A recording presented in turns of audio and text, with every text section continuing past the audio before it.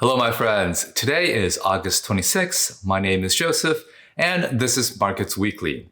Now, before we begin, I have to point out that this channel now has 10,000 subscribers. I want to thank you sincerely for all your love and support. Watching this channel grow is really encouraging to me, and it makes me want to produce the best content that I can for you. So thank you very much. Okay, now let's start with our regular programming. So this week, we're going to talk about three things. First, we have to go over what Chair Powell talked about at his Jackson Hole keynote speech and why I think it was a hawkish speech. Secondly, we'll talk about the big BRICS conference this past week and what it might mean for the US dollar. And lastly, I want to give an update on the housing market based upon what I hear from the home builders at their earnings conference calls and why I think housing is going to remain strong even as mortgage rates trend higher. Okay, starting with the Fed. So this past week, we had our big annual Jackson Hole conference.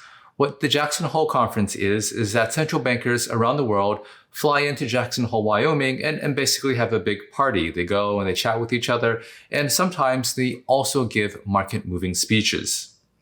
Now, if you've ever been to Jackson Hole, then you can see, at least from the TV images, that it's a really nice place. Highly recommended. So Jay Powell was there, and he gave a speech that sounded very much like the things that he was talking about in the past. First off, he looked at inflation, and he noted that there was progress being made, but the job is not yet done. He broke inflation down into three segments: goods inflation, housing inflation, and non-housing services. And he noted that goods inflation has come down. He's pretty sure that housing inflation is going to come down. Now that non-housing services, that looks pretty sticky, but it's largely a reflection of wages. And he's looking at wages, wage growth is trending lower, and he's thinking that, that is going to trend lower as well. So all in all, he's noting that a lot of progress has been made on the inflation front, but things aren't yet done. Now, what really caught my eye in his speech was his comments on the real economy. So he noted that if the economy continues to grow above trend, and if basically economic data continues to be strong, then there's a risk that inflation might reaccelerate, so he'll have to keep hiking again. Now, for context, the Fed thinks that the economy trend growth for the economy is about 1.8%. In the first quarter of this year, we grew at 2%. Second quarter, we grew at 2.4%. And this quarter, it's looking like we're even grow even faster.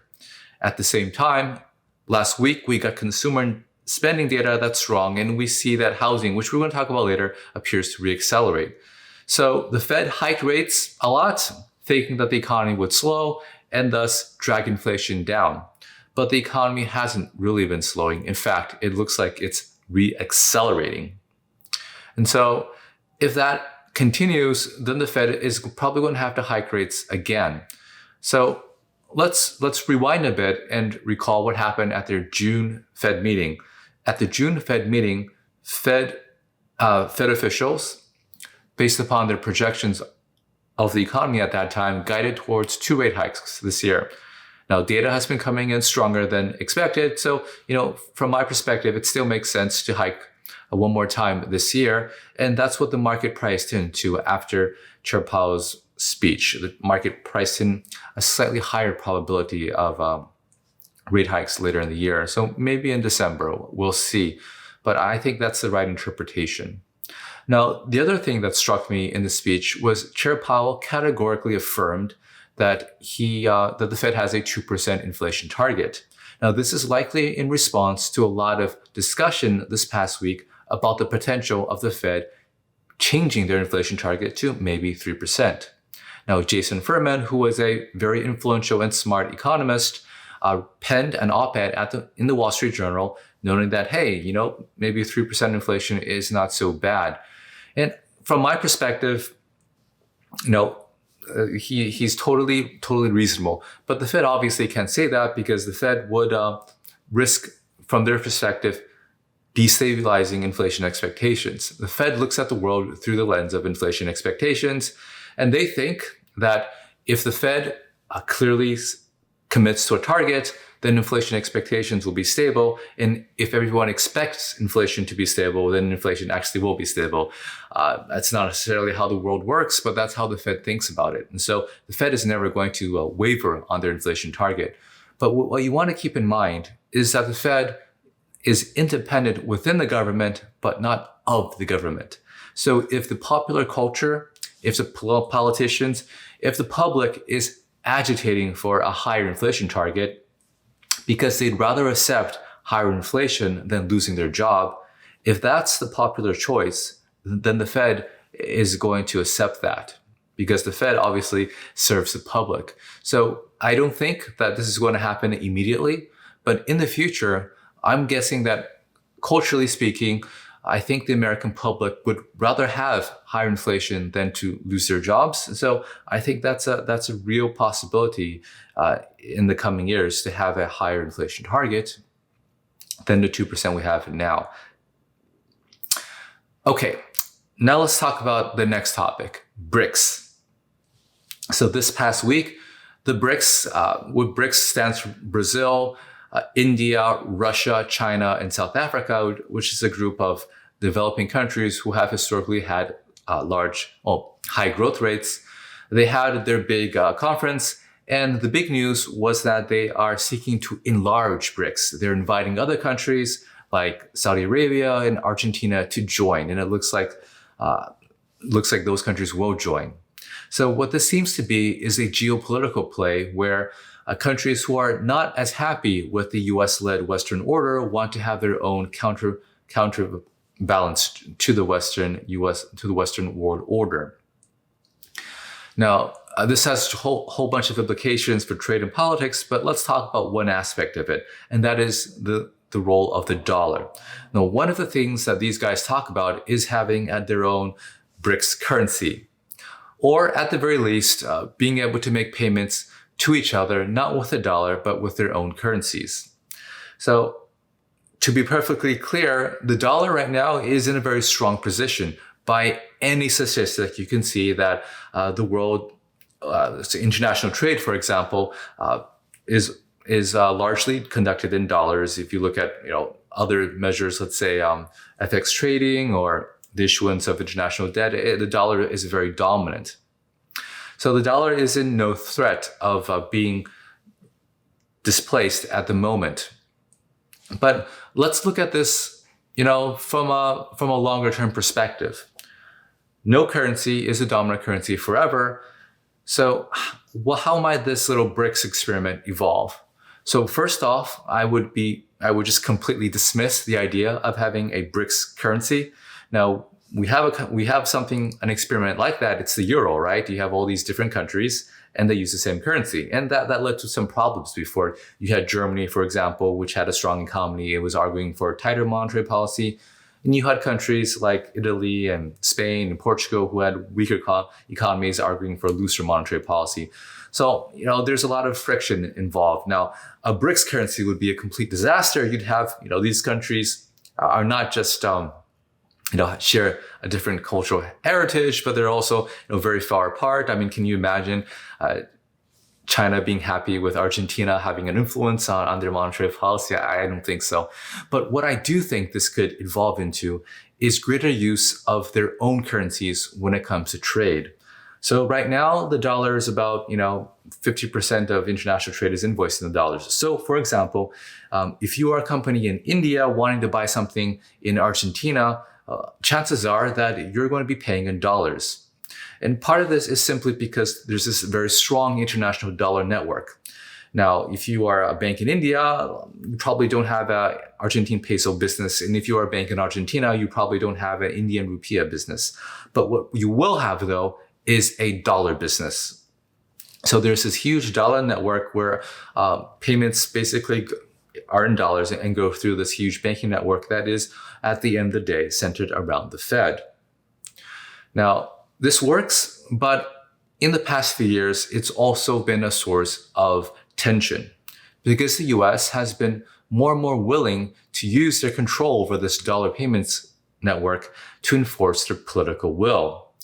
For example, a big thing that the US does is something called, say, money laundering and all sorts of sanctions.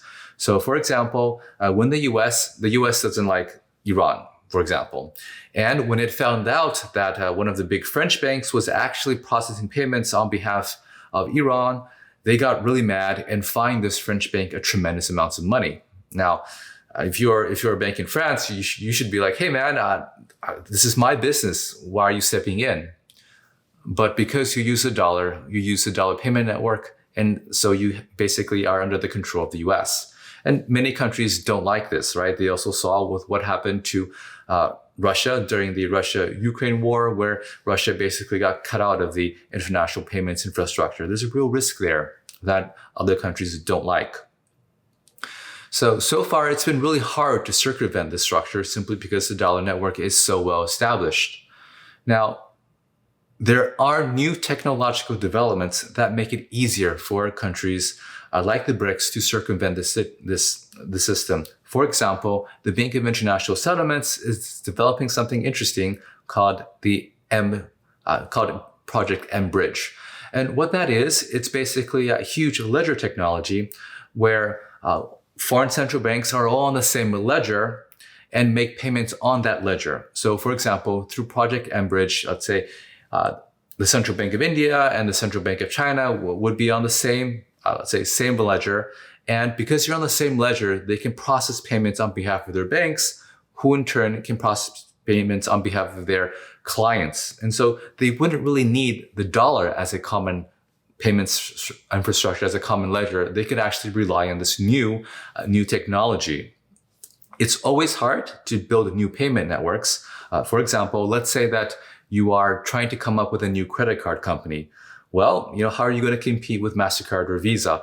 They're already accepted everywhere. If you go and you start your new payments networks, no one's going to want to use it because it's not accepted everywhere.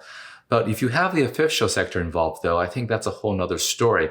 You can easily see a world where BRICS sign on to some kind of technology like this and then mandate all their companies and banks to also use the same technology. And so in that sense, you could actually have this network effect be recreated pretty quickly. And it wouldn't involve a new currency, of course. It'd just be Indian companies paying with rupees to the Argentine sellers. But because of this new payments technology, the Indian company pays in rupees. Then their bank in India goes to the Indian central bank, who then goes to this common ledger, processes that payments with the Central Bank of Argentina. And Central Bank of Argentina goes to their local bank, who then goes to the Argentine seller's account. So you could have this new infrastructure that could potentially accelerate a move away from the dollar. Now, totally, to be clear, this is in its early stages, and these things happen slowly. But one thing to keep in mind is that because of these technological developments, and because of the strong political will, it can happen faster than you expect. So let's keep an eye out on this development. Now, the last thing that I want to talk about is housing. Now, a year ago, we saw mortgage rates rise. Everyone was expecting the housing market to crash, and it didn't happen. Now, to be totally clear, the housing market is strong. Now, let's look at some data. Let's look at, for example, construction jobs. Now, you would expect, let's say if you were a traditional cycles guy, to say, oh, well, mortgage rates up, construction down, layoffs, recession. But look here, there's really no layoffs in the construction sector, and it actually appears to continue to grow. Home prices, if you look at the Case-Shiller National Price Index, continue to rise. So housing is doing fine. And of course, you can look at the stocks of all the major publicly traded builders, and you also see that they are doing well as well. So why is housing so strong, and is it going to remain strong? So I'm going to, I think, go a little bit more in depth in this to try to help you guys understand what's happening. Now, a very common story, and one that is totally legitimate, is that because there's a whole bunch of people locked into low mortgage rates, they don't want to sell, there's not a lot of inventory. And so because there's not a lot of inventory, there's not a lot of supply, and so house prices remain supported. That's definitely true. But there's a couple other things to note as well. So When you're thinking about housing, I think it's important to realize that housing so just looking at new construction, has a few segments. You have the first-time home buyers, let's say someone who was just, getting their first home, got married, has a family, and they want a house, okay? You have the move-up buyer, so someone maybe is in the middle of their career, maybe wants some more space, maybe is trying to get into their luxury segment or something like that. And you have the active adult segment. So you have the boomers who have these, their children moved out, they're going to downsize, and maybe they're going to buy a house somewhere else closer to where their adult children are.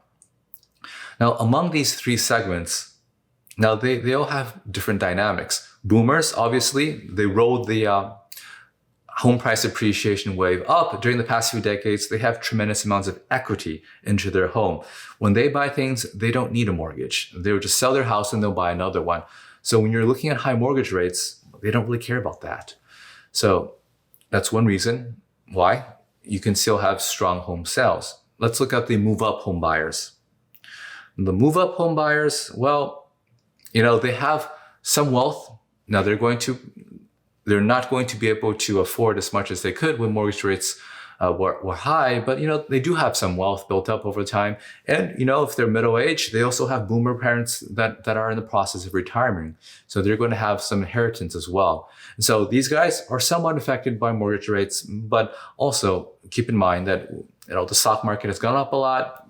They're in the middle of their career, higher income earning potential, so that helps a bit as well.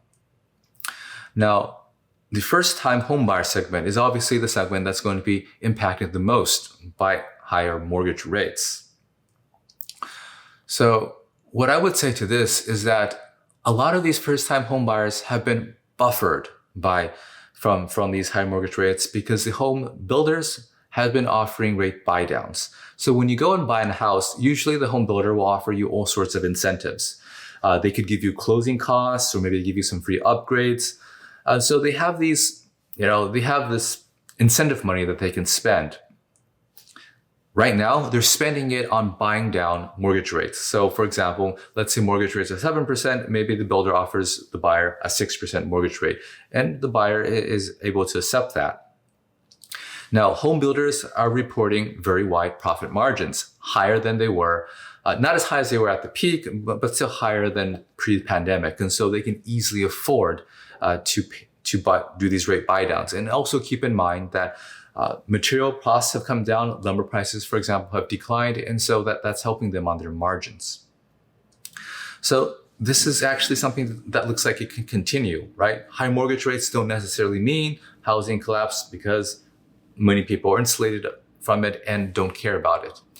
Now, the second thing that I would note about housing is something that many people have talked about, and I think I'll use the words of Toll Brothers CEO. Toll Brothers is a major home builder, to explain it. Buying a house for people besides Marty Connor, our CFO, is not a strict financial decision. It's a family decision. It's emotional. It's moving on with your life. It's getting the kids in the better school. It's moving down as an empty nester. It's buying a second home. And all of that wins. It trumps the straight financial calculation on a back of a napkin. And where do they go? They may start on a resale market. They can't find anything. So as we see, buying a home is a lifestyle, is not really purely a financial decision. Sometimes you're just at a point in life where you need a home. If let's say prices are high, mortgage rates are high, maybe you don't buy as big a home as you wanted. Maybe you don't buy in the neighborhood that you dreamed of, but you still do it. And so if you have this huge demographic shift where millennials are finally coming of age, where they want to buy homes, then that's going to continue to be supportive of home markets. So I think if you weren't expecting a crash in single-family homes, I don't think that's going to materialize. Okay, so that's all I've prepared for this week. If you like what I'm producing, remember to like and subscribe. And if you're interested in learning more about the financial markets, check out my blog, fedguy.com, and some free macro courses at centralbanking101.com. Thanks so much and talk to you next week.